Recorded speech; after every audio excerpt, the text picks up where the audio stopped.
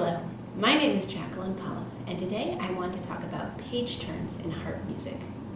Now, this is kind of a bit of a mundane topic. It's really not all that glamorous, but since harpists read the grand staff, frequently as music becomes more difficult, you have way too many pages to deal with, and figuring out a plan for how to turn your pages and keep it smooth and seamless can be a bit complex. I find that when I'm working with young harpists, many of them have all kinds of questions about this and the best way to go about it. So I'm going to go through a few different page turn scenarios today. I'll start with something really simple and then move up to something more complex where you actually have to shrink the music down and reorganize all of the pages. Let's start with something really straightforward. This is the orchestral harp part to Rimsky-Korsakov's Russian Easter Overture. And this is in the public domain, meaning that anyone can go online and print off a copy. There's no copyright restrictions to it. It's a 6-page part, and whenever I'm printing something off, I make sure to print it single-sided because that gives you a lot more flexibility with page turns. So I just have 6 loose sheets of paper here, all on 8.5 by 11 size paper. And what I'm going to do to start is I'm going to tape the pages together. So whenever I'm taping, it's pretty straightforward. I just try and set the 2 pages fairly close to each other, but leaving a little tiny gap so that it can turn. And then I put a piece of tape on the upper half and a piece of tape on the lower half. And then I slide over and I just keep doing that with all of the pages. I don't like to tape it in a booklet because then you don't have much flexibility as far as where you turn the pages. Sometimes I change my mind after practicing for a little bit and decide to do a page turn in a different spot. Once all of the pages are taped, then I just go back to the beginning and look and see where the good page turns would be. So frequently in orchestral music or chamber music, the composer or editor has worked out a plan for page turns. For example, right here, there's a measure rest, so that's probably a good place to turn. But here, the music goes straight on, so that would not be a good place to turn. But then here again, we have measures of rest. So in that case, we'll make this the first page and just fold it in on top of itself and keep folding all of the pages like an accordion. Then when it's all set, you can start, play your first page, turn here on the measure rest, then play these 2 pages in a row, then turn here, more measures rest, then play these 2 pages in a row, and turn again, more measures of rest. So you end up with this very tidy and easy to manage part all taped together. This next piece is The Swan by Camille Saint-Saëns, and this is a really popular chamber piece for a harp and a melody instrument. Now, this is only 3 pages long, and I'm going to begin by doing just what I did before, laying the pages out and adding 2 pieces of tape. Sometimes students are not really excited about taping in general. They think it's an unnecessary step, and they just try and lay their music out on the stand untaped. But I always find that it's best to tape it. That way you don't have to worry about losing a page or having one page that's upside down, or if you're playing in an area with a draft, having a page blowing off. All kinds of things can happen if all of the pages are loose. So here it is all taped together, but there's a problem with this piece, which is that even though it's only 3 pages, there's nowhere that's good to turn because you're playing constantly. So you can't turn here because you're playing here and here, and you can't turn here because you're playing there and there. If we go ahead and put the Swan on a music stand, you can see that music stands are really designed to hold 2 pages of music, but in an instance like this, you can just spread out all 3 pages and let the outsides hang off the stand a little bit. And then you don't have to worry about any page turns, you can just play straight through. This is a solution I use a lot, doing a 3-page spread. If you find that your music is a little bit floppy on the outsides, you could just tuck another piece of music back there, or if you want to be fancy about it, you could get a pair of stand extenders. These just slide on to the stand, like so. And if you have 2 of them, you can either have a regular size stand, or, when the situation calls for it, you can open them up a bit and have a larger than usual stand, like so. I should mention that I'm using standard US sized paper, but if you're outside of the US, the paper sizes, of course, are different, and this might work a little bit differently for you. Now we're going to look at an example from Claude Debussy's sonata for flute, viola, and harp. And this is, in general, really well arranged in terms of page turns, but this particular spot in the third movement does not work so well.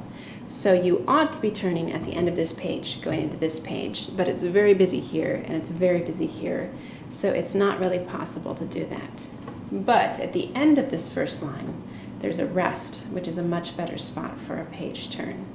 So what we want to do is we want to take this line and put it on the bottom of this page so that we're rearranging our page turn by just one line. Now, you could just cut this line off completely and move it on over here, but usually I find it best to print off a duplicate copy of the page. That way this remains intact, and that's a little bit better for taping. So here I happen to have my paper cutter, and I'm just going to go ahead and slice this page off for the line in question, and then I'm going to trim the excess. Oops. I should also mention that since this is a chamber piece, what you're actually seeing is the harp part with the viola part on top of that and the flute part on top of that. So this is all one line, even though there's so much music. So then now that we have this cut off, we can take it and just tape it at the bottom there. Then we can go ahead and slide this page next to it.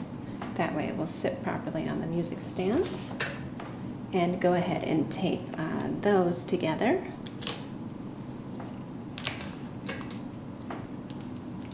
And now we have the line in question twice, but you can just use a pencil and scribble this line out so that you know that you're going from there right to there. Then if we go ahead and add the surrounding pages, just so we have those as a reference. I feel kind of like I'm on a cooking show with everything all laid out and the different tools and everything. So we'll put that there, and then this one would be over here. This is a pretty long piece, so I don't have all of the pages right here, but just enough to give you an idea. Last piece of tape.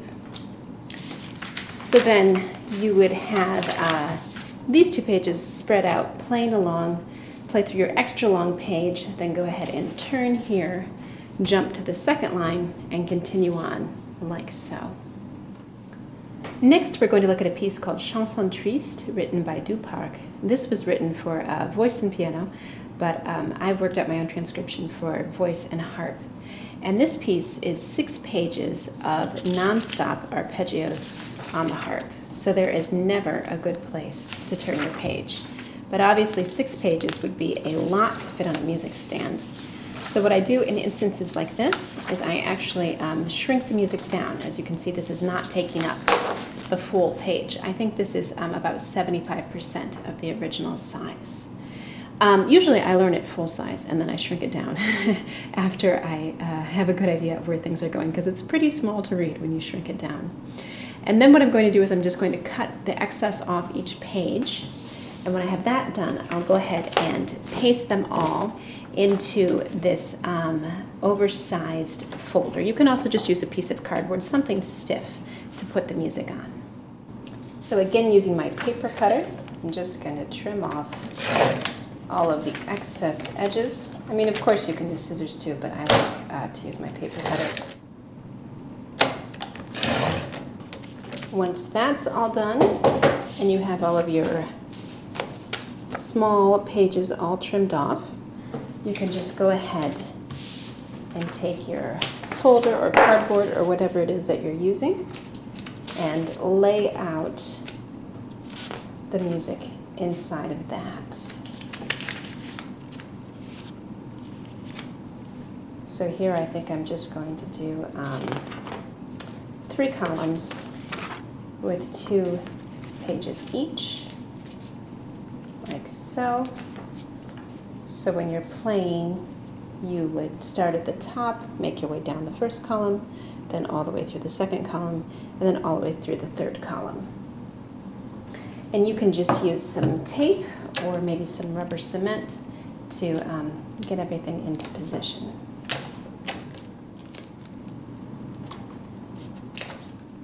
So there we have the chanson triste all set, all taped on the folder, and ready to use 6 pages with no page turns. The final type of page turn situation that I wanted to show is one that's sort of a hybrid of a couple. So in this instance, this is a really long piece, and there aren't very many good places for page turns, certainly not on every other page. So I did shrink the music down, but then rather than taping it to a folder, I made the whole thing kind of into a bit of a packet, similar to the way that I do when I'm just doing a standard page turn. So this way you can turn throughout the piece, which you can't do as easily with a folder. This is a really long piece. This is kind of an extreme example. So I'm going to show you how I did this with something a little bit shorter than this one. This is the 5th movement of Sweet Brev by Ladislav Rohaczynski for harp, flute, and viola.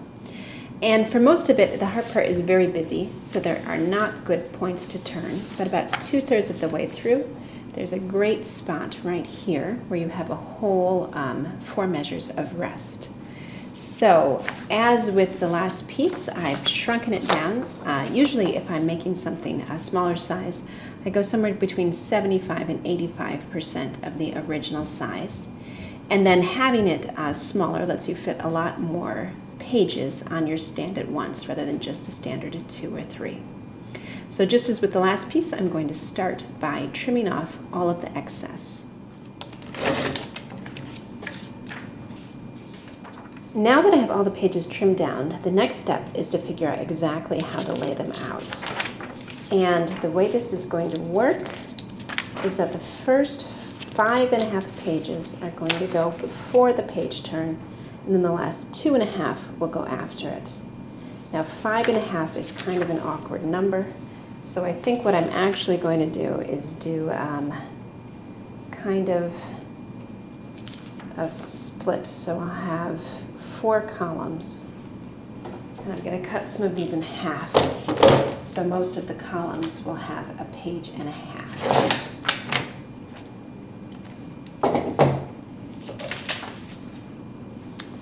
So that will be column 1, column 2, column 3, and then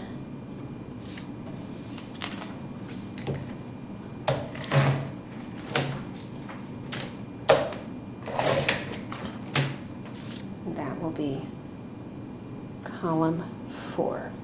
So now I'm going to go ahead and tape all of these together.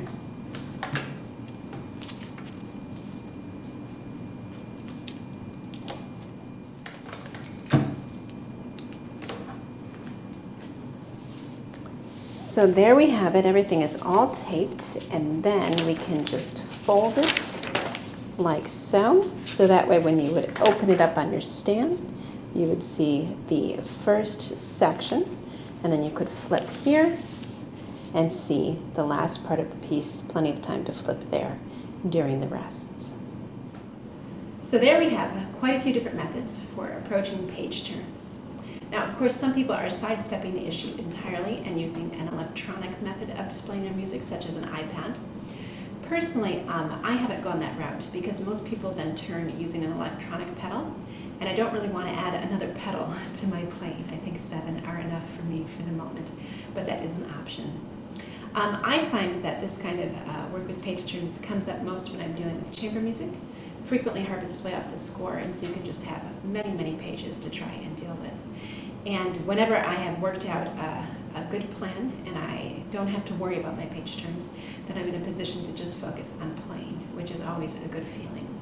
So I hope this has given you some ideas. Of course, there are many variations to what I showed you, and you can be creative and come up with your own approaches to page turns as well.